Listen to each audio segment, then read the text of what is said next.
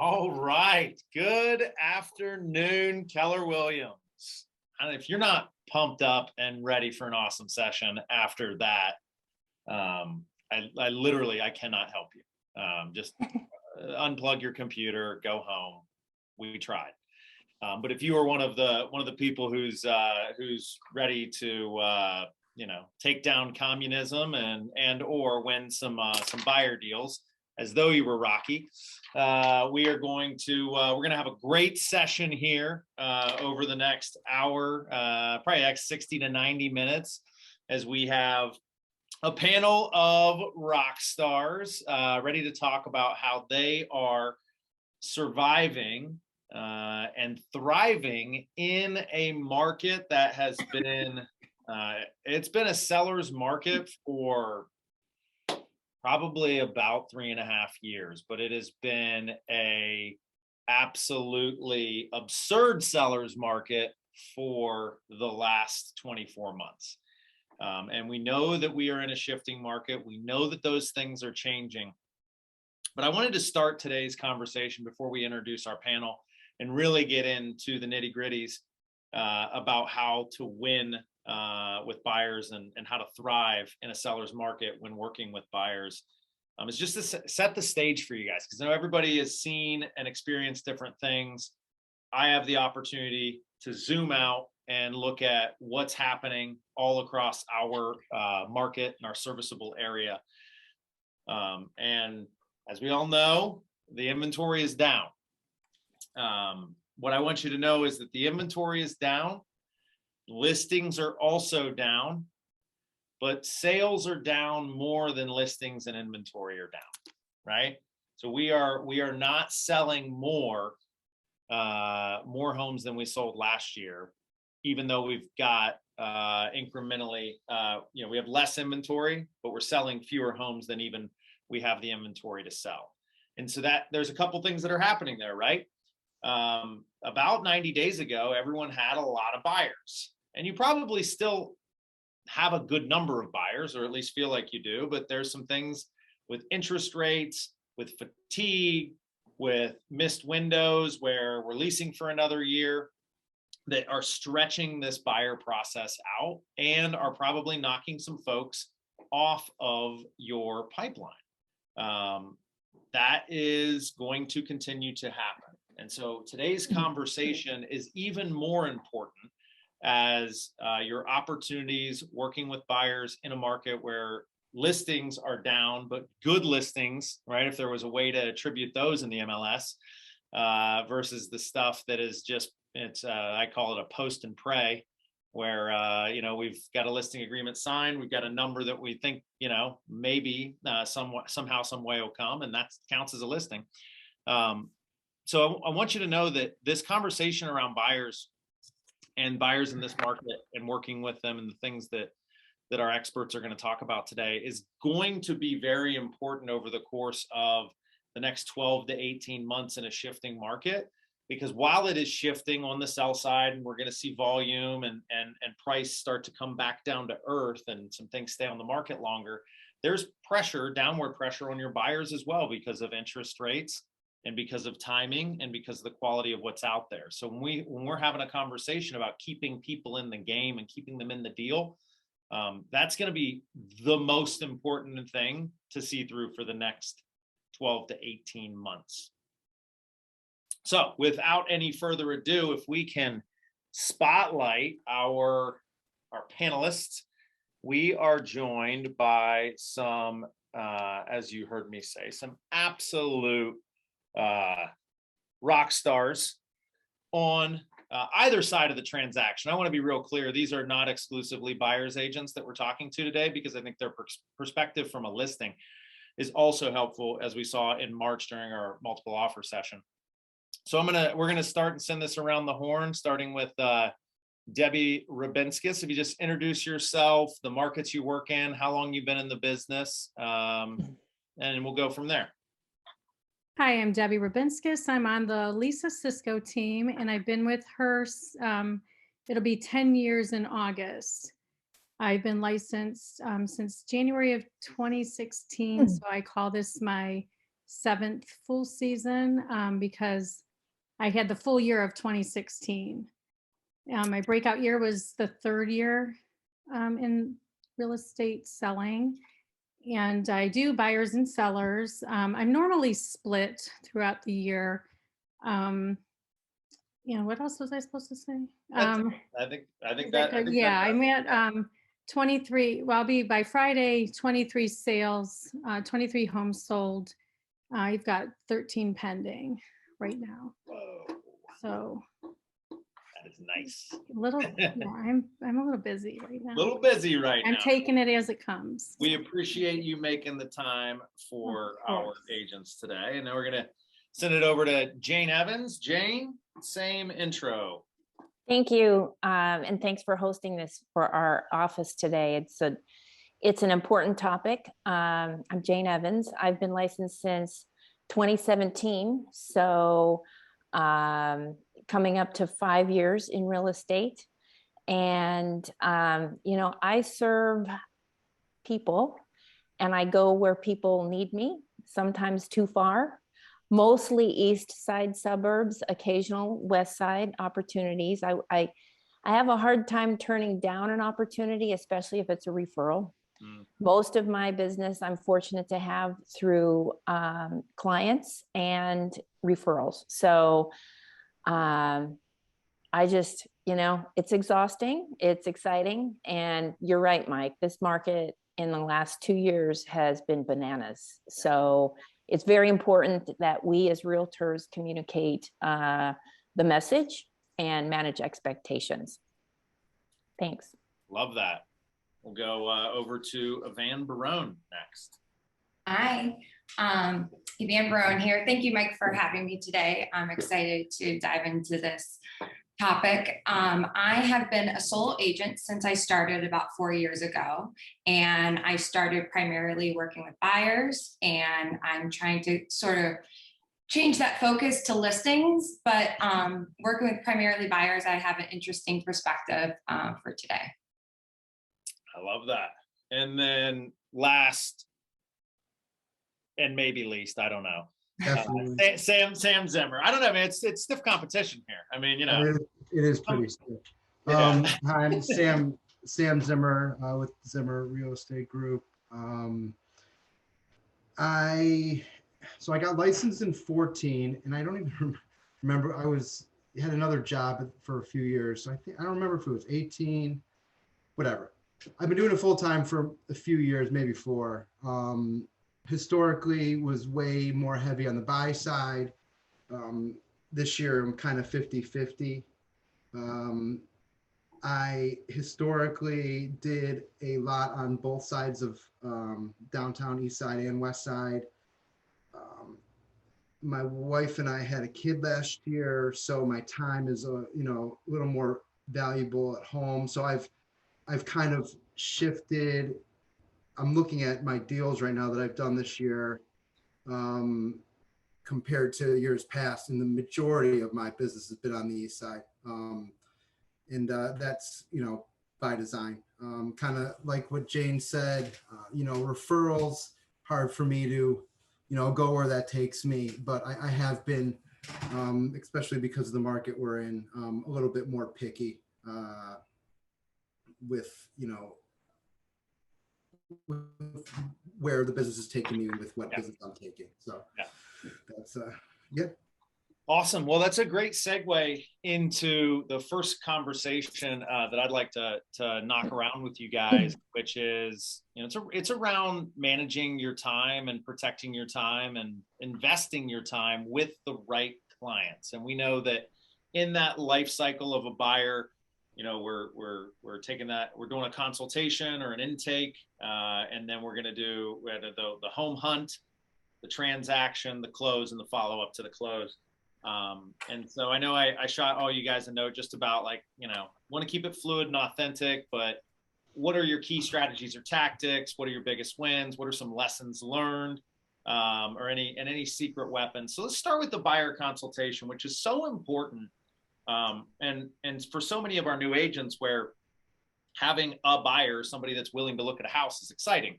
But what are the things that you all are doing to ensure that you are working with the most motivated and capable buyers in this environment. And whoever wants it, just grab that jump ball. Muted, Debbie. Debbie, Oh, you're- sorry. I think, of course, getting back to the basics and making sure, asking what their motivation is, how long, what are they looking for? When do they expect to be in a place? Are they renting now? Getting all the details up front so you can manage their move. Sometimes they just signed up for another year, so they're in a rental. I have one in a rental till October. So I've got, that person waiting a little bit, but we're going to start diving in by the end of the summer. So really finding out where they're at in their timeline, and then asking if they've had a chance to speak with a lender and helping them get pre-approved. Some of them don't want their credit, deemed too early. So really just finding out their timeline is big and huge for me, because I'm not obviously going to show them houses now if they really can't move until October or next January. And then if they don't want to talk to a lender right now, then probably not going to take them out this early. So I'm really just getting to their motivation right away. I'm doing, I did a lot more buyer consults on Zoom, or, meeting them by Zoom and sending the link and getting to know them a little bit better, that way, or meeting them, I'll meet them first and just find out where they're headed and where they're coming from.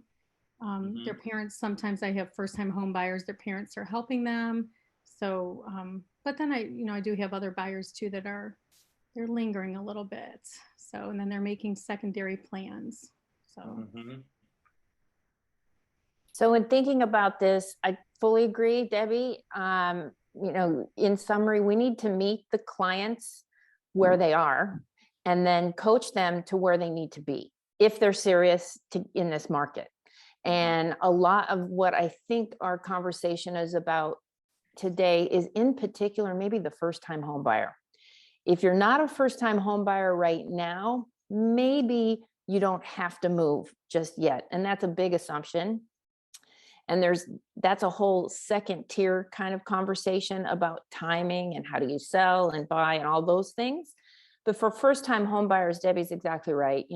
We need to dig deep, ask questions, find out, do they understand what it means? Who needs to be on their team in addition to a realtor, a lender, a title company would help navigate and explain those things. And if they've never done this before, how would they know? So we need to be the expert, and we need to keep them calm and positive and take the reins and lead them. And I'll just finish on this topic with, I often say to my clients, I'll never talk you into buying a house. I will never talk you into buying a house. In fact, you can count on me to potentially talk you out of buying a house if I see some red flags that aren't adding up. But this is a big decision. You need to make it. It's up to me to help you find the facts. So they need to be educated and feel like they're the decision makers.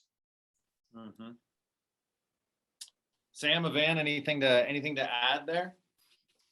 I've added 4 talking points in the last 2 years. In my buyer consultation, I talk about appraisals a little bit. I explained to them, we might buy a house in this neighborhood for $200,000 and it might not appraise for that. And we have to consider that maybe the seller won't pay for it either.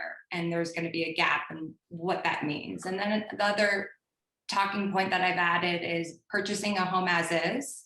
In this current market, sellers aren't really inclined to fix things, but I have a great vendors list that when we have our home inspection, we'll get a repair list and we'll be prepared for that if that's something that we need. I also talk about that the listing price has kind of become a starting point. Sometimes I compare it to an auction. I say, you know what an auction is, and there's a starting point and then it goes up from there. And then I talk a little bit about rent back agreements for first-time home buyers. They might have never heard that. I explained to them that the seller might ask to stay in their home for 30 to 60 days. How do you feel about that? And then by having these conversations in that consultation, I can kind of gauge where they feel comfortable in some areas and what they feel not so comfortable with. So when we go to write an offer, I can be as competitive as possible. And we've already started that conversation.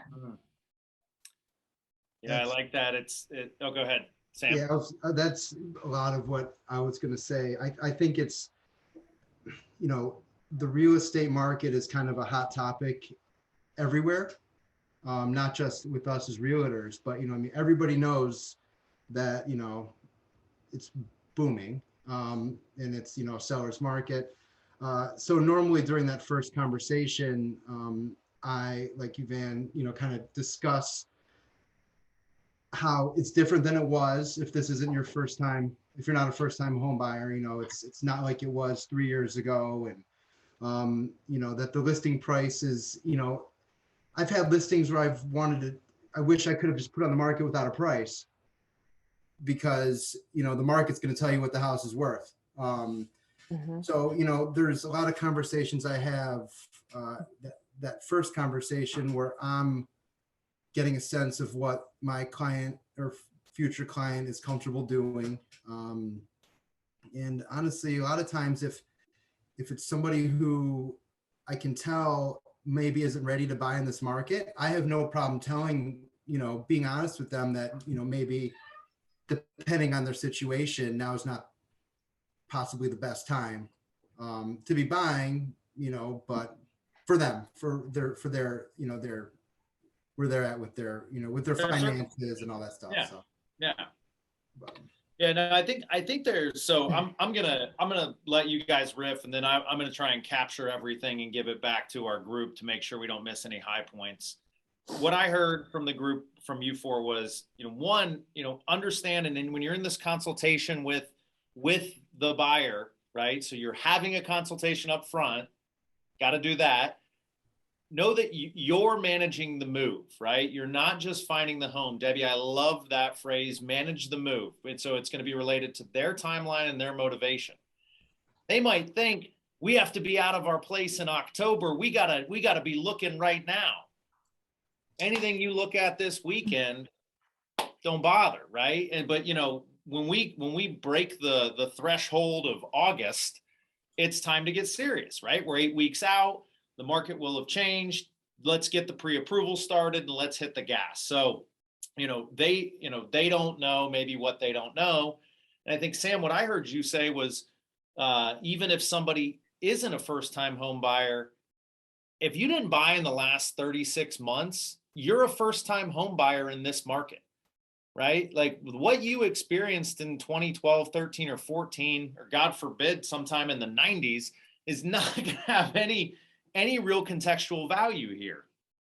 And then from Jane, what I took away from you was a great way to frame the conversation around pre-approvals is to say, who's on your team, right? So you as a realtor or maybe a quarterback for this process of the home purchase, but they're going to need a lot of other players. They're going to need somebody to help with financing if they're not paying cash. Maybe, Evanne, you mentioned, you have your list of home inspectors and contractors and folks that can do work. When you present it in that way, there are very few people walking around with some inspectors and a title company in their back pocket, right? And you can set the right expectations and also set their mind at ease there. And then from Evanne, those talking points, so brilliant. And guys, we in this market, this is a skill-based market right now, and it will continue to become more and more skill-based. So the opportunity to have what may seem like a difficult conversation up front is going to avoid having an even more difficult conversation when you're writing an offer. So if Evanne is talking about waiving inspections, covering appraisal gaps, letting people stay in the home, and going above and beyond list price during a buyer consultation, and they're like, there's no way I'm not having an inspection on my house. Okay, now we know Evanne is not bringing that to the table as like, you've got to do this and becoming that pushy salesperson. She just knows that that's not a play she can call, right? But she can call the appraisal gap play. She might be able to call the cash offer play. Knowing that is going to be really powerful to taking advantage of the right opportunity when it shows up. Anything I missed there, gang? All right, that's really powerful stuff. So let's talk about, I'm sure a few of you have people that you've had in your pipeline for a bit, and you've had some motivated buyers that you've sort of pressed on, or they've pressed for homes, and write an offer, not get it, write an offer, not get it. What are some of the conversations, or what are some of the things you're doing to keep us motivated as buyers, right? After heartbreak, after I've fallen in love with the last 7 homes that I didn't get to buy. What's a conversation, or what's an angle, or what's a way that you manage that, when you have to put on your therapist hat for a hot second and help people through this? I think it's just constant communication with your buyer, and keeping them up, keeping their spirits up, and just saying you're not alone, and giving them examples. For example, mentor in the area that you're looking for, in the price range, there's only 7 houses available. So everybody's diving in for those 7 houses up, in the same price range that you are in, and just keeping them up, just looking for other ways to get houses. Sorry, she was going crazy for a minute. Just keeping them up, and then sharing other information with other agents have for you, looking at for sale by owners, getting other information from wherever you can that they might not be seeing. So, and I might get them ahead of time and forward them to them. And just, it's all communication with them and keeping them up. I have a buyer that just went into an apartment 2 days ago because they had expectations of getting in a house within 30 days when they moved back here from out of state, and it didn't happen. They moved in with their parents in 60 days, or it was just too long. And she said, we've just been waiting so long. We just had real high expectations. And I even talked to them on a buyer consult before they even moved here. And then once they got here, it was way worse than they expected. So they're in a rental right now, and we're looking, but they're positive. I text them all the time. I communicate. And that's what I'm saying. The hot buyers that can buy now that are pre-approved, that's who I'm focusing on. So I'm not showing 20 buyers right now. I've got a handful of buyers that are pre-approved. They can go today, and we're getting out as fast as we can, but letting them know and feeling their pain and helping them along and counseling them. You are a counselor to them, and letting them know that they're not alone. It's, multiple offers that we've lost, but everybody's in it. We're all in it together. I'm helping, and I just think you have to try to keep them in the game, but you'll lose them if you don't communicate with them. They're going to be gone, and they will find another realtor. So just hang in there with them, and as long as they know that you're there and you care, that means the world to them. Love that. What else? I have nothing to add. That was good, Deb. For me, of a client where we wrote an offer and didn't get it, I'm always trying to, like, if I'm dealing in Shaker, if I'm dealing in Pepper, like a lot of agents kind of do a lot of business there, so I'll like reach out to other agents, see if they have anything coming. So that's something I try to do all the time for my active buyers. But if we missed out on one, I go like twice as hard trying to at least, even if we can't see it before, goes on the market, at least know that something's coming. So they like feel like they have, this inside track of, something coming on the market. And I think what Debbie said is really important, because this is like, losing out on a home is really tough. And then if it's happened multiple times, it can get really taxing, not just for us as agents, but more so for, our clients. And just being that, constant source of positive reinforcement. This is probably in the best, but like, if I know for a fact we didn't get the house and we're maybe not secondary and it's like not going to happen for us, or if we were like middle of the pack on 20 offers and I know it's not gonna happen, I like people, that kitchen sucked anyways. Just, try to, jokingly, but, just try to make them, not feel as poor about, not getting it. So it's definitely been an interesting couple of years. That's for sure. Yeah. So levity's your friend there. Yeah. Yeah. Van, any special tips or tricks or anything that you've been able to pull people back into the fray after a couple losses? Oh, well, I agree with Sam and Deborah that you have to really set those clear expectations. I think that really, and giving them real life examples of, hey, I'm working with so-and-so. We just put in our 7th offer. Hopefully it's not that many. We've just put in a few offers and he's finally, just got one accepted. Explain to them that there's going to be multiple offers written before one gets accepted, and hearing that over and over again. So when they have that first offer not accepted, that they're not the only ones. This is happening to everyone else. So it's not you, it's not your offer. It just wasn't the right one for us.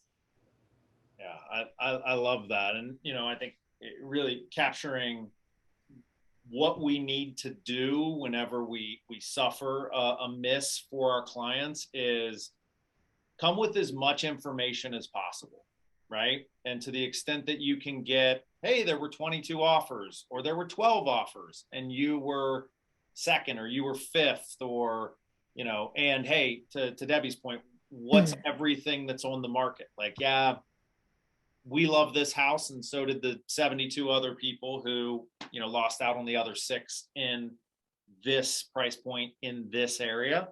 So that information and being pragmatic will take some of the hopefully take some of the emotion out of it, in the sense that, like, logically, as much as we love that house, we weren't going to pay what somebody else ultimately paid, or we weren't willing to do what other people were willing to do, and that helps them rationalize and revisit the conversation that ideally you had with them during the consultation.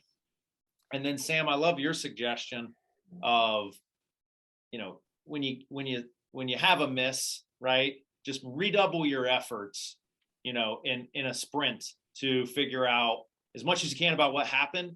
And then, look up on the MLS who in our office is selling properties in the same area as you or listing properties in the same area as you and what's coming, because a couple losses and like Debbie or Evanne said, they can go by the wayside for themselves, or you can go by the wayside for them. But if you can say, hey, I know 2 more are coming up, I can get us into one early, you're going to look like a superstar and you're going to earn some trust there. So that's really powerful. Debbie, I want to build off something you said. I'm going to throw it over to Jane for some color here, but you talked about only going out with the most motivated, pre-approved buyers, so that you are, not running 20 different directions with 20 different buyers. Jane, what are some strategies that you use to, or what are some ones that you wish you were using to kind of protect your schedule and not allow the creep of like, well, we really want to be in the Heights, but I guess we'll do Chardon. Yeah. That happened to me yesterday. So funny you mentioned me on this particular point, because in my mind, I'm thinking, I have nothing to say about this. I'm terrible at protecting my time. And I What need. would you say if you did?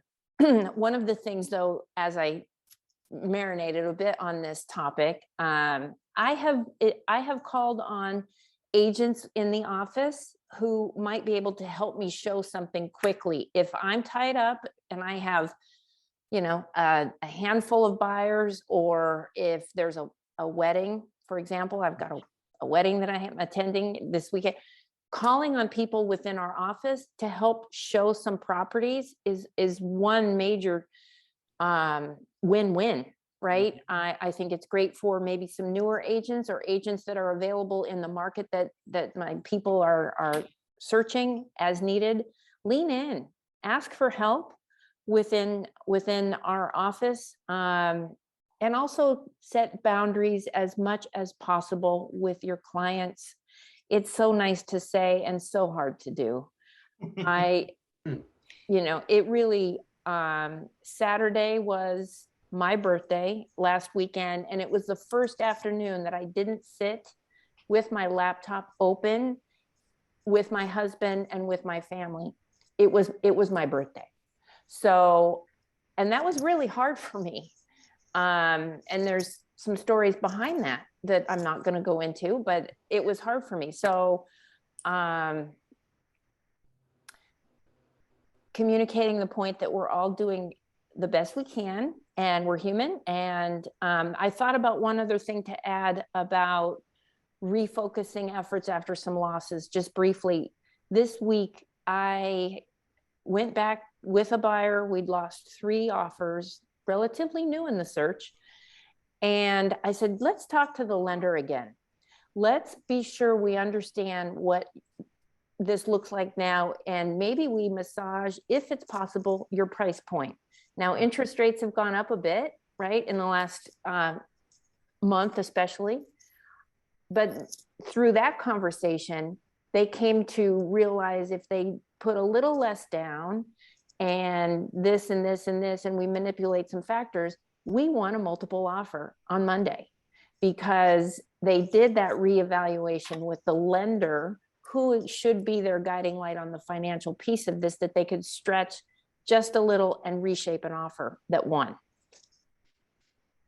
That's awesome. So that one, I'm gonna pull both takeaways out of that. One, leverage the opportunity that exists with a market center of our size and our scale, and the opportunity, and create opportunity for someone else, right? As much as we might be like, oh, they want to go see this house, that for a lot of agents in our ecosystem who are looking to build capacity and get reps, they will have the opportunity to go show a house, and that's exciting to them, right? And have those conversations in a real but safe environment. So, if you're ever in a pinch or not in a pinch, and you just want a little bit of leverage, throw something on the Facebook group, reach out to our productivity coaches. That's a great way to get somebody to go on your behalf when you're not going to be going as your best self. And then the revisitation of the buyer consultation. We've heard agents say in the past, if you miss 3 offers, right, it might be time, depending on where you're shopping and what the number of things coming on might be time to revisit some of the finer points. What can we change about our offers, or what can we change about where we're looking or what we're looking for? Some would say 3, some would say 5. Pick your number and prepare your people up front, right? It's no different than a price reduction on a listing, if anyone can remember what those were, where if it doesn't move within X period of time, we have to talk about this. Well, if we don't win in X period of time, we got to talk about that.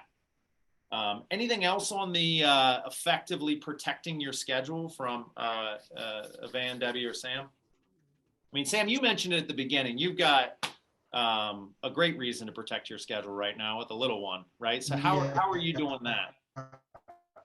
So what I've done, I'm not quite as crazy busy as I've been. So it's a little easier now. But when I had 10 I need to buy a house right this second buyers, what I would do is kind of in the beginning of the week, I had to prepare myself that Thursdays and Fridays, my phone was going to be nonstop, because that's when most of the listings came. And it's like, you know what I mean? It was just nonstop. So what I did, I kind of want to get what people's schedules are for the later in the week or the weekend. So I can kind of time block, okay, so, Jane is available Saturday morning at this time, and John is available Saturday afternoon at this time, and just kind of figure out, so I can kind of already have it scheduled. So when the house does hit the market, I already know when I'm going to show it to who. And that was, I would tell my wife, I'm like Thursdays are the worst, because it was just like nonstop, and I'm like kind of, I'm like slave to my phone. You know what I mean? It's like I always feel like I have to respond very quickly, because that's what I would expect from somebody if I was trying to make this huge purchase. I don't want my people to wait. So, so again, beginning of the week, I always like to get an idea, or if people, were FaceTime because they weren't in town, or I would like to know when they were going to be available. So I'd already had, didn't know what houses I was going to be showing to them, but I knew that's when they had my time. And I found that to be very helpful, to still have, some time at home when it was chaotic, because it was absolutely chaotic for a bit. I'm actually glad it's not today. Yeah. Well, I like that. Did you give yourself time back on other parts of the week? Like, if like, I mean, I love the idea of like not being surprised that people are going to want to see houses on Friday, Saturday, and Sunday. Yeah. How are you giving time back to yourself and Sarah earlier in the week in preparation? Yeah, I mean, it was just, those days were just a little slower. You know what I mean? It was just, I knew, I kind of, this is, at home. My wife she knew, like, the expectation was already set that I was going to be pretty slammed Thursday through, Sunday. And so, and I don't know, we work. I mean, I like to have a life. It's golf season now. So it's like one of those things where, it's really, I mean, you got to make money, and but I'm a lot better now, especially since I had our baby, at, blocking time and kind of setting the expectation up front that, yeah, I am 24/7. You can text me whenever, but, if I am going to have to be offline for a few hours, to let people know, if I know it's kind of like they're in like kind of an urgent spot of their home buying process, to let them know that, hey, like, real, I shoot them a text, just so next 3 hours I'm out of commission, but if something pops up, holler at me and I'll get back to you when I'm back online. So I don't know, it was very hard for me to do for a long time. It's become a little easier, thank God. Debbie, Evanne, any other points on that? I think we can all do better. Yeah. I think we kind of create the urgency too, but we tell them, like, we make them panic, right? Because we tell them, I will do my best to get you. I think it's really important in this market to get you out within the first day or two. If you're waiting till it comes on Tuesday and you're waiting till Sunday to see it, chances are you're going to miss it. Even if somebody has an open house scheduled on Sunday, chances are they've already been in discussions with an offer and they may not wait. So I always do try to get them out within 1 to 2 days of a listing, but I'm also taking more time up front, giving them the disclosures, really taking a look at the house, taking a look at the pictures. And if it's really not in their wheelhouse to purchase, and I know they're not going to want to do a whole house redo, take down all wallpaper, redo all carpet, replace all appliances, the windows have broken seals, the roof has issues, the chimney has issues. Just from me looking at it, I can tell some of those things, or the basement is wet, or basement has water. When I have buyers that won't, nobody's going to deal with that. A lot of them are not, and first-time home buyers are not going to go into a home. They don't have time. They have babies, or they have one on the way. They're a new couple. They don't have the funds. They have just enough to make their down payment, and they don't have the cash to pour into a home that needs all that. So lately, probably in the past couple months, I'm really taking the time. Really early morning and late evenings are my research time, and I'm sending them the disclosures and I'm getting that over to them, and then they're saying, yeah, you're right. That house is not for me. And it's really made them concentrate more on the better homes, I'll say, that are out there. So it's really saving a lot of time by doing the research up front. And then I do always say, please do a drive-by, because back in the day when I would ping pong all over the state, showing houses and then they would get there and say, oh, I don't like that it's on a corner, or I didn't know it was on a main road, or I didn't know. And so I really do try to get them to do some research. I do research, try to get them to do a drive-by if they can on their way home from work or on their way home from school, wherever they're at, to kind of minimize that ping ponging and getting out when you don't really have to get out. I mean, I'm fortunate that I can count on my team, and we all help each other because we all live in different areas. And then my husband's licensed, so he's been a godsend with buyers as well. But I just think doing more research up front has been very helpful with some of these buyers. And I really do think you have to get out in the first day or two. Yeah. That drive-by has saved me from, a wasted trip a lot. I mean, it was something I didn't really have the guts to even ask people to do before, but now it's been great. So yes, I second that. Yeah. I think there's also, it builds more trust, right? Going back to, like, you are managing the move, you are doing the consultation, you are collecting all of their needs and their wish list. And then when you show them, hey, 3 properties came on the market last week, or, today, and I've done my research and I don't think any of them are the right property for you.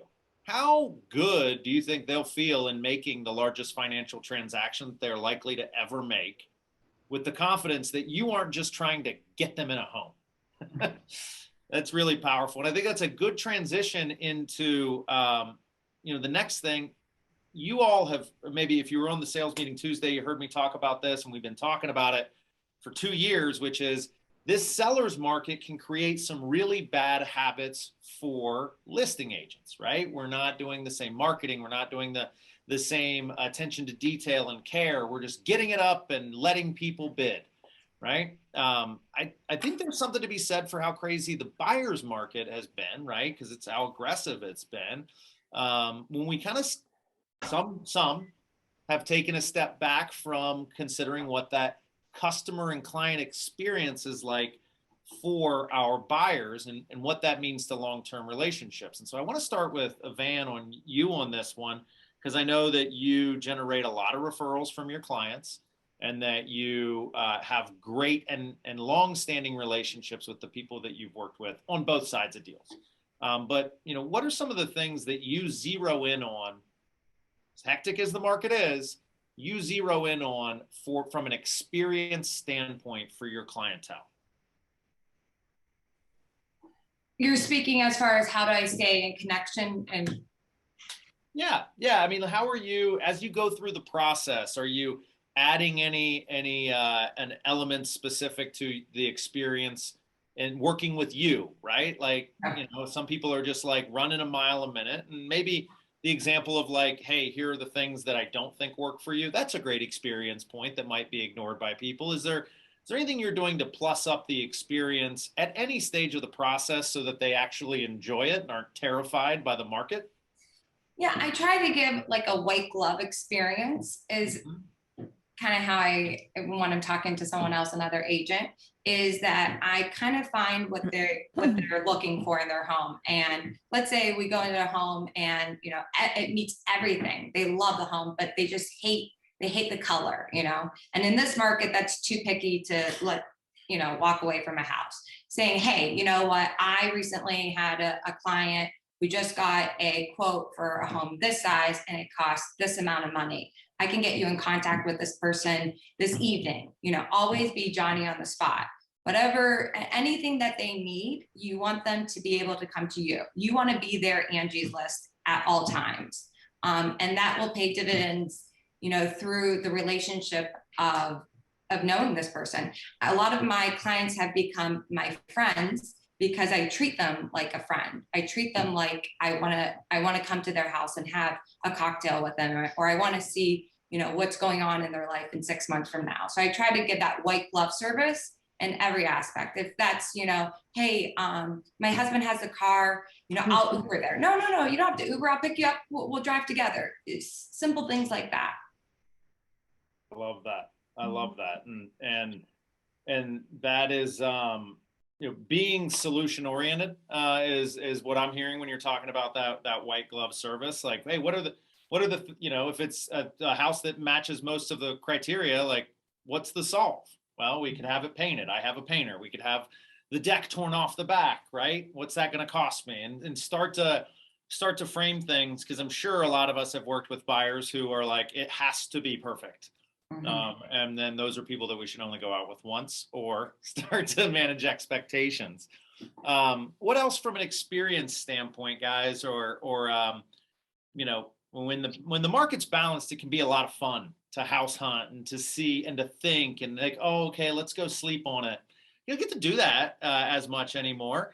So how are we still making it, you know, enjoyable at best, but not as painful at the very least? Any little secret weapons or little things that we do? One of my little secret weapons, when I'm with a family, a young family, and they have maybe one or two children, I have a tote in the back of my trunk. I kind of coerce them to behave and make it fun, but I have coloring books and crayons and that kind of thing. And so I do just try to involve everybody and just say, oh, you know, you can go in Debbie's, you know, I'll get you a prize, you know, at the end of the showing. And especially if we're going to see 2 or 3 houses and it's a long, you know, process for them to drag 1 or 2 or 3 kids out to go see houses. So that's one of my secret weapons that I do. And I have just pick up things at the Dollar Tree and get crayons and coloring books and little things, and they get to pick a prize, little sunglasses or just anything to keep the kids engaged too, because their parents are already nervous bringing kids, and then they might not have a choice. They might have to bring them. They may not have a babysitter, so help them out a little bit. So I just try to help. I like that. Jane, it looked like you were going to add something. Yeah, I was going to add, Sam touched on this a little bit, in that adding value to our buyer's experience also includes reaching out to the listing agent immediately. If you think that your client has serious interest, you've done the research in advance of the showing, the disclosures aren't scary, it checks a lot of boxes, before you even get in that house, call the listing agent. Call the listing agent. Make yourself known. Hi, my name is Jane Evans. I'm with Keller Williams, and my clients are pretty excited to see 123 Main Street. We're going to be there this afternoon. Is there anything else you can tell me? Sometimes I don't get a call back, because if it's a new listing, you know, that listing agent's phone has just gone crazy.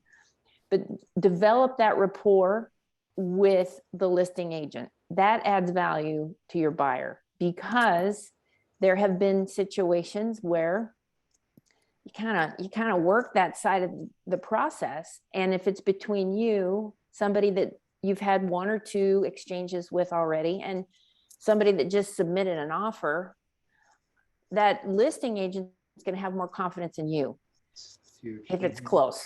So that would be adding to the experience, in my opinion.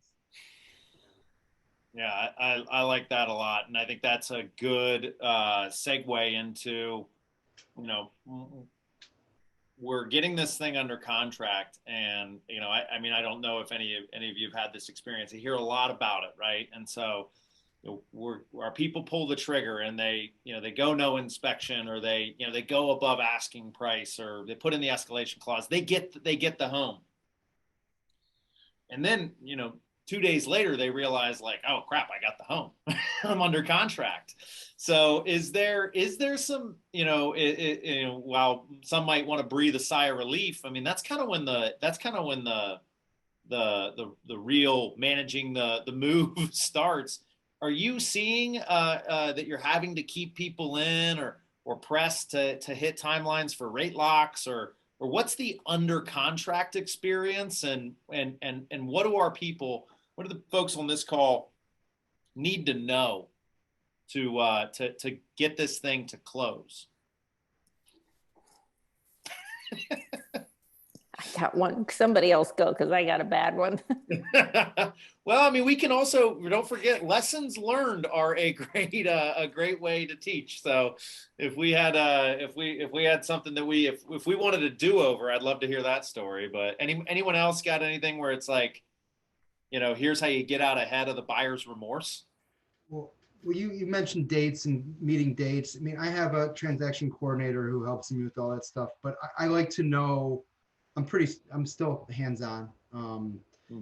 And I think it's very important, even if you have a transaction coordinator to not just assume that your client knows.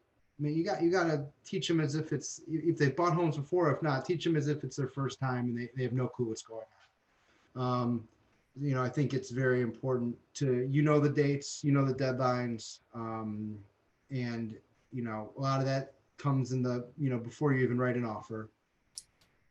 But, it's definitely, I haven't really had one, I think I've had one buyer's remorse in the last 2 years where they got a house, they definitely overpaid, and they're like, oh shit. But it's one of those things. It's, these prices are crazy compared to what they were. So I feel like it's bound to happen to everybody at least once. Yeah. I think that idea of, once you're under contract, there are key dates, right? I think you bring up a good point though, that I don't want to walk over. Those key dates are the key dates when you're writing the contract too, right? And so if you can prep your people, it's not like, hey, we're under contract, that earnest money, that's now due in 48 hours or 72 hours. So like, go find 10 grand or, write a check for 10 grand. Like, we got to know that going in, but as you're prepping that offer, to be able to say to them, hey, these are the first 3 things that are going to happen if they say yes. Like, just make sure we're ready to do it.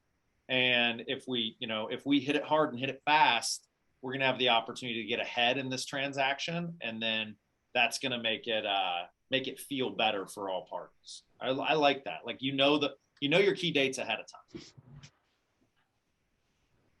Yeah, I think just going in on that and adding a little bit to that, you do have to know your dates. You do have to know once you go under contract, you tell them you have, and look at your contract, like know the contract that you just wrote for them, right? You have 5 to 7 days to make formal loan application. You have 1 to 4 days to deposit your earnest money. You can do that by automatic deposit, or you can write a check, or you can drop it off at the title company. I'll send you that information as soon as we go under contract. And then, when you're under contract, of course, you're going to reiterate that again.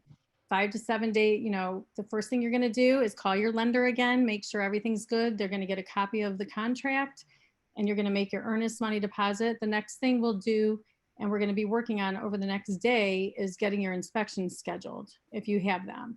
And then you're going to keep track of all the deliverables and all the dates. We have spreadsheets that have all those dates. And so I'm constantly looking at it to make sure that those dates are filled in. Yes, they've made formal loan application. And even on the other side too, if you're on the listing side, you still need to make sure that the buyer's doing all the things that they're supposed to be doing too.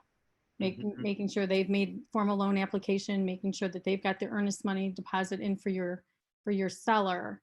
But you do have to know those dates, just remind them, but it's all about communication. Once you go under contract, you're even more involved in their life for 40 days or however long it takes to close them. But yeah, and you always want to tell them that you're never going to leave them. I'm never going to leave you. I'm always, I'm here, even though we have a team and we have a closing coordinator.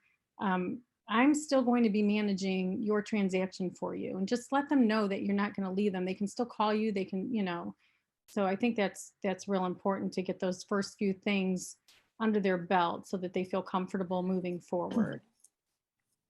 Yeah. One thing I wanted to add is for home inspections, because it's pretty crazy right now. I'm usually having that conversation when we're writing the offer. And I tell my clients, we can put that we're going to do our home inspection in 5 to 7 days, or we can make our offer a little bit more attractive and we can say that we're going to do our home inspection in 2 days. And I say, I've talked to, these 3 home inspectors and they both have availability if our offer gets accepted. And sometimes we're already starting that conversation and I don't leave that till after the offer gets accepted. And then in my offer letter, sometimes I'll write, my client is prepared to do their inspection on Monday, if that's something that the seller wants, that they know that we're ready to go. We have it tentatively scheduled, and we're not going to let any of that hold us up. I like that a lot. And knowing, how, whatever, and we're kind of getting into the offer side of things, but like building confidence, right? As we heard in our Mastering Multiples session, nobody gets paid for going under contract. Nobody gets paid for writing an offer. You get paid to close, right? And building confidence with the listing agent that you can close, that you are a transaction that will close, elevates the offer, a couple notches, or breaks the tie on price point every time. Mm-hmm. That's great. I think, sorry, Jane, or who's somebody saying anything? I was just going to say, circling back to the buyer's remorse and building off of what Evanne just said on inspections, if they're in the contract, right now we're seeing a lot of seller to make no repairs for information only, which does walk a line for your buyer that they're having an educational experience for a large financial commitment. Mm-hmm. And if something really scary comes up, that is a significant material defect that we didn't see, we can have a conversation about what that might look like. I had a situation where we won a multiple offer, been working with the buyers for over 2 years, and they went through the inspection, had a great time at the inspection, and then they got the report. Mm. And I didn't manage that well, because the report didn't have any big, real scary things. Questions about this, questions about that. I met 3 different contractors. We had some answers that were manageable. The seller was actually quite open to having conversations, which was crazy unusual in March. And that 58-page inspection freaked out the buyer.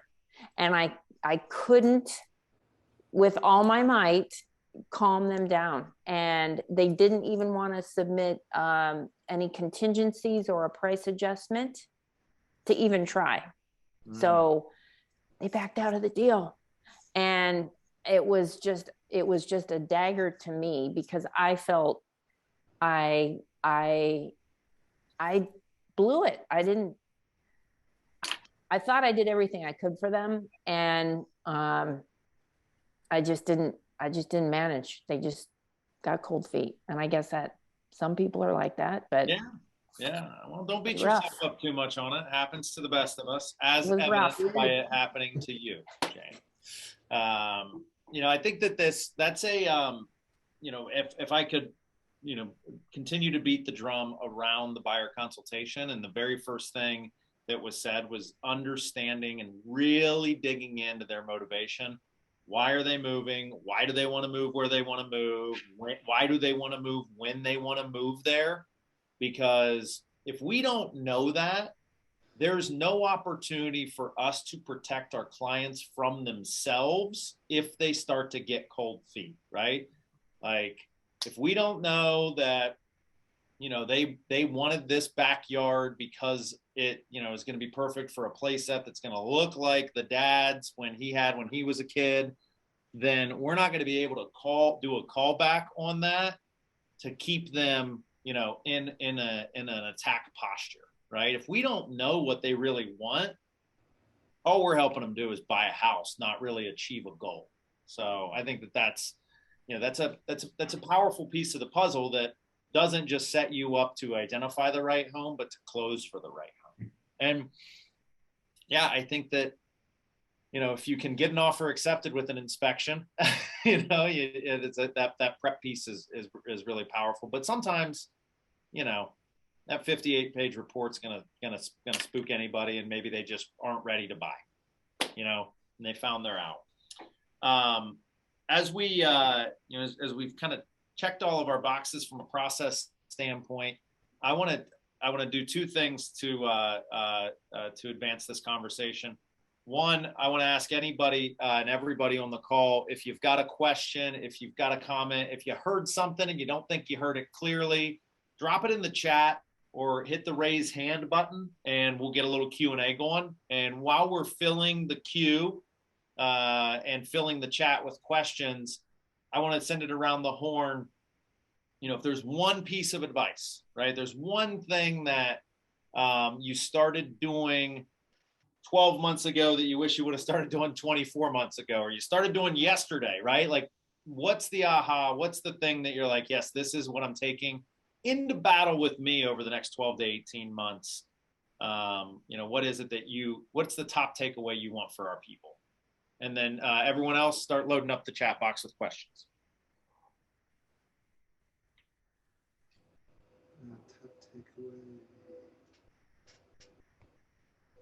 I don't know. I think for me, Sam.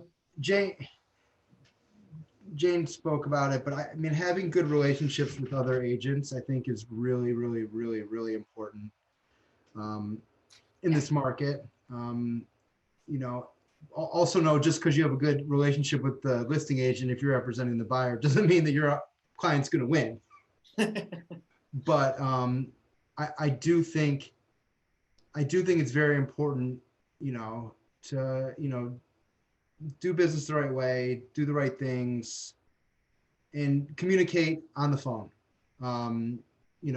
With, obviously things need to be put on paper, but calling that listing agent when you're representing the buyer, getting as much information as you can, I think is extremely important. And then additionally, Evanne mentioned it, for me, when I present an offer, I try to, on that email that I send with the offer attached, I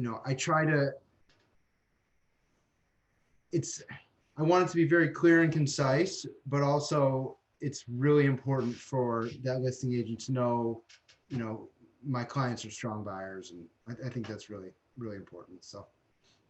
Yeah, and so much can be so effectively communicated, as you pointed out, over the phone, right? It takes you probably 30 seconds to type a text message. And I promise, if you pick up the phone and you get the listing agent on the line, you couldn't keep them on the phone for 3 minutes if you tried, right? But the fact that they know your voice, right? They know that the offer's coming, and you can build some rapport, build a relationship, that goes a long way. I love that, Sam. And those, and for those of you who are like, hey, I'm new to the area or whatever it is, and you're like, I don't have those relationships, you're not going to build them by not having those conversations, right? And listing agents are local. And so there's a good chance that the conversation you have with one, you're going to have with the same one on future listings, right? And so if they know you, like you, trust you, it's just all about, if you can get plus 1% of the opportunity, that's awesome. Ladies?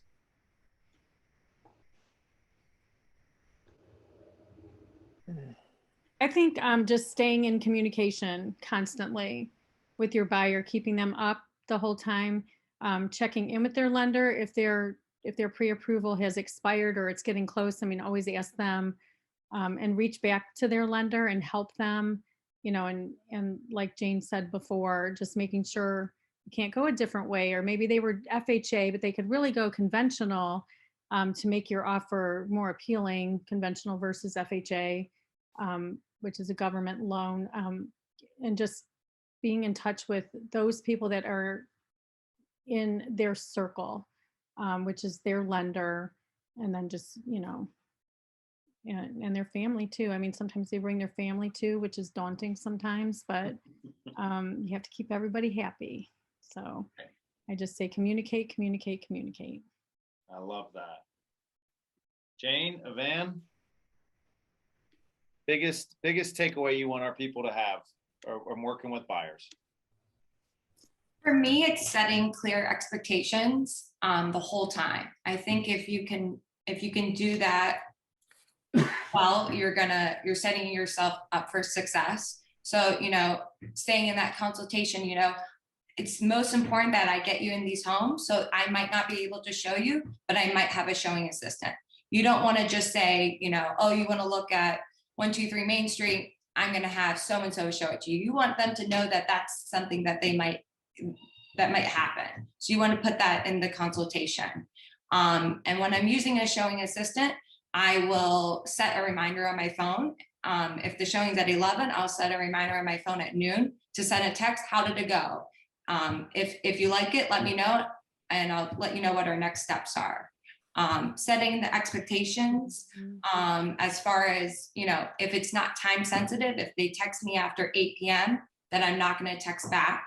So that when they go to text me at 8 p.m., they know, oh, Evanne's going to text me back in the morning. This is what to expect, because she doesn't ever text back after 8 p.m. unless it's time sensitive. So again, setting those expectations, I think helps with buyer fatigue as well. One thing that we didn't really talk too much about, but that I think is important, is these love letters to sellers. They're very impactful. They make a huge difference sometimes, but every client is different. For instance, I had a client write a phenomenal letter, but she went into, the way she wrote it, I felt like she owned the house. Like, she described how she was going to paint it and how the new, she wanted to have a family there and whatnot. And after you write a letter like that and you don't get the house, it can wear on you. So be careful that you're not overusing that. For instance, if it's an investor who's selling it, that might not be a good time to use a letter like that. Use it when it's really impactful. Don't throw that one around, because it's an emotional thing to write a letter. Great takeaways there. And Andrew Ginter, our broker, is not on the call, and so he won't. His ears are probably burning somewhere about buyer love letters, but well, it's fine. It's fine. It's still a contentious issue everywhere, both sides of the aisle. But it's a tool, right? And we love that. But I think setting clear expectations around what it all means, and setting clear expectations around. I love the idea that if you are going to leverage, and please, I encourage you, leverage the capacity of the office. Make sure your clients know that might be something that happens. And then when you introduce the idea of a showing assistant, same thing if you use a transaction coordinator or your lender, you don't want to just be a person that's going to open the door, or a person who's going to do the paperwork, or a person who can do a pre-approval. You want to imbue that person with all of the good things that they are going to do. Like, hey, this is one of the up and comers in our office. They hustle, they're getting out there. I've worked with them in the past. You're going to love them, right? And let people know that they should be excited to work with that person, right? Or you're handing it off to a transaction coordinator or your admin. Let them know that this person has closed 1,000 deals in the last 3 years. Like, the reason you use them is because everything they do is done right, instead of making people feel like they were handed off. All right, Jane, bring us home. Bring us home, my friend. Thank you.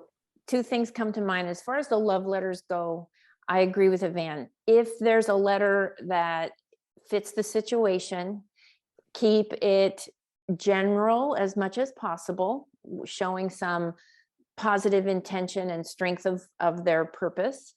It's really up to the listing agent whether or not they present them. So as a listing agent, don't present the letters, but as a buyer's agent, if it's something reasonable, you could attach it separately with the offer. if it's appropriate. And then my biggest takeaway from the last 12 months, the conversation and the script I've said most often is think about, especially for first-time home buyers, the monthly payment. Let's not worry too much. I know, I respect the money, I respect the number, but let's buy something. You should be buying something that's comfortable for your monthly payment for now. So you really have to lean in with lender partners for financed offers. And over time, if interest rates change, if they adjust down again, know that that could be an option for your client. But you're buying a monthly payment right now. Let's not get hung up that it was $8,000 over ask or $55,000 over ask. I mean, I know how important it is. I don't want to belittle that, but work within your means. And I guess my finish is something we'd all agree on. I'm sure we've all said, the end result needs to be something our clients are comfortable with. And to be comfortable, they need to be educated. So it's diving deep in questions at every phase of the process, from the consultation to the search, to the visit, to the offer, to the close. And then it's the follow-up, and you'll have clients for life. I love that. Follow-up leads to clients for life. All right. Well, thank you guys. I'm going to pop it. I'm going to pull some questions out of the chat, and we can just kind of hit these popcorn. If you got an answer or you think you can add value, please feel free to. Cliff Lewis asked, hey, with buyer consultations, you're putting literature, paperwork, hard copy stuff in front of them, so they got to take home, or is this just conversation for you guys? It's just a conversation for me. Okay. Command has a great resource for buyer guides that you can customize with your own branding. Pre-COVID, I printed everything. COVID and beyond, sometimes I print. I kind of have to get a sense of who it is. And sometimes I'll just download a PDF and email something to a client and share it this way. And then follow up with the conversation. Nice. Sam, Debbie, any preference there for you guys? We do have a buyer folder that has some information in it. The big thing, of course, is a consumer guide, which explains agency. So don't forget to include that when you first take a buyer out. And then there's a packet of information for first-time home buyers, which has definitions and things like that they might not be aware of. But we do give out a buyer's folder. Yeah, and if you in your dot loop or DocuSign, there is the buyer packet subfolder, and there's it may be appropriate, may be helpful. Like your clients are going to write an offer at some point. They should see what that contract looks like maybe before the first time that they sign it. So you could just print everything that's in there and have all your talking points for a good consultation. Sam, looked like you were talking. My bad. We're good. Yeah. So that's a good point you just made. Because of the pace of the market has been so quick, if it's somebody who hasn't written an offer yet, and I'm like pretty confident that I see the houses that I'm going to show them this weekend, and I'm pretty confident that they're going to write something. I often in this past, 6 to 9 months have sent a blank copy ahead of time of the paperwork and said, here's blank copy, read through it just so you know, because some people, sometimes you're up against a gun, and it's, you gotta act quickly. So I think that's a very good thing to do, is to get them the information, days before they're actually going to have to do it. So. Yeah, I like that. It looks like we got some other questions around questionnaires in the chat, which are good for getting people aligned on, hey, what do you want? How do you want it? I mean, you can still go with the tried and true LP Mama. Oh, Your that's what location. I use. Yeah. Go with the LP Mama. You can't lose with that. Yeah, right. You want to tell everybody what that is, Debbie? So location, price, motivation, ask if they have an agent, their mortgage information, and set an appointment. Mhm. Like that. So it hits all those points, but I'm not sure where we have it, but I'm sure that KW has that somewhere. Yeah, I mean, it's a good. Yeah, I mean, it's I've a standard Google- form, you but it Google has LP all the Mama. questions on Yeah. there. Yeah. Yeah, it's great. And what that allows you to do, and that's a great phone script, which, gets you to, yeah, we're looking on the east side. Yeah, we're looking in this price range. No, we're not pre-approved, or we're buying cash, however that question gets worded. No, we're not working with an agent, but it closes with an appointment, right? And that appointment can be at a coffee shop in one of the neighborhoods they're thinking about living, where you would then go deeper. Well, why, location, every element of that is underpinned by motivation. You're looking in this area. Why that area, right? You're looking at this price point. Well, help me understand how you arrived at that price point if you're not pre-approved, right? And what is the other thing? So Cliff, it's LP Mama, MAMA, location, price, motivation, agent, mortgage, and appointment. And if you just Google LP Mama, there's some great graphics out there. There's some great, tons of great scripts on it. Ever since they invented the mortgage, it's probably been a script for realtors. So it's a solid one. But so that should be the foundation of your questionnaire, or whatever scripts you're using.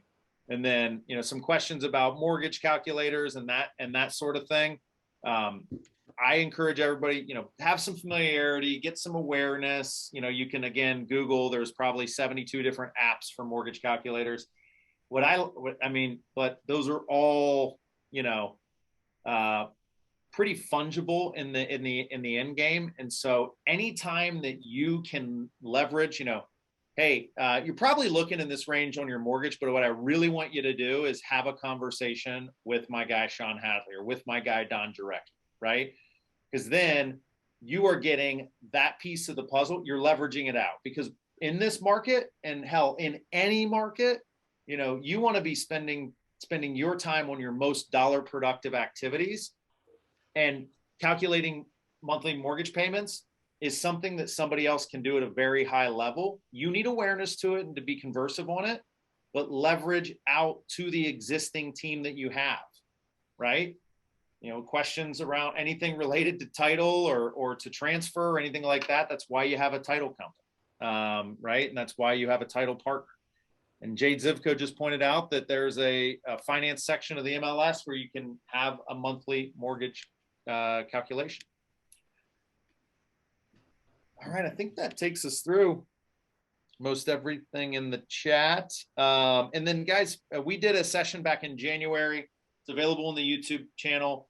It's Buyer Consultation live role play with Pat Barman. And so for those of you who are like, hey, I don't know what a buyer consultation is, it sounds like there's probably pretty important, hugely important, and ends with them agreeing to work with you.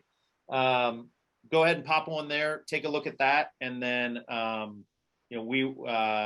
this, obviously, if you want to rewatch any of this will be up within the day as well. So last call for questions from the group.